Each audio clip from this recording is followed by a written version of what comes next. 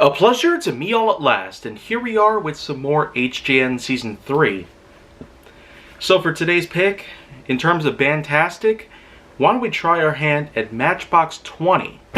So, this Florida-based band, which has been around since 1995, like a few other bands that I've mentioned earlier in this series, they were in fact pretty well regarded. While not necessarily being rated as high as the likes of a majority of other bands that we've seen throughout this time, it's safe to say Matchbox 20 still has their own record, as well as a good legacy following behind them. And while they're still around today, with a lot of the original members like Rob Thomas, Kyle Cook, Paul Duchette, and various other members here and there that have been around for almost 30 years that the band itself has existed, we can't necessarily regard them as being of high significance. There's plenty of other names out there that I could recall that happen to have even more popularity attached to them. High legacy and high sales. But I will at least point out that while they were formed in 1995, in only 1 year's time, they released their first album in 1996. And one of their singles, known as 3 AM, actually happens to be their best hit, even to this day, with plenty of other songs that were released since then across various other albums.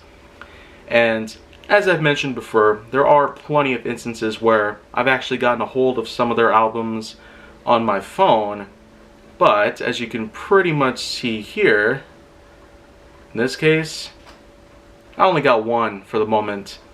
It was only in recent years that I was able to get to know their content and allow some of their music to come into my library. So there's tons that I got in my library. And don't worry, you'll get to see more bands with even more content that I have right there. But the thing is, even after 28 long years, it does seem they haven't necessarily gotten that much better.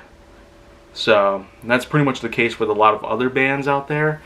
But even then, if there's one thing that I'll especially remember, in 2010, Rob Thomas, one of the original members, actually made his own single called Someday. And that really drew my attention back in the day. So if that's incredible,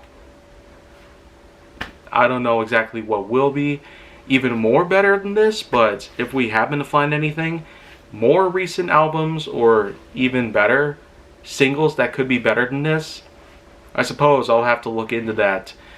But for now though, we can at least say they still have a lot of memories attached. And those whom have grown up with them this whole time, I'm sure they have their own stories to share on this particular topic as a whole. So I guess that pretty much just cuts it. And I'm going to have a lot more things to talk about here in this series. But for now though, make sure that you like, subscribe, comment, follow me wherever you can find me, pretty much. And stay on the Hollywood side if you'd like to see more.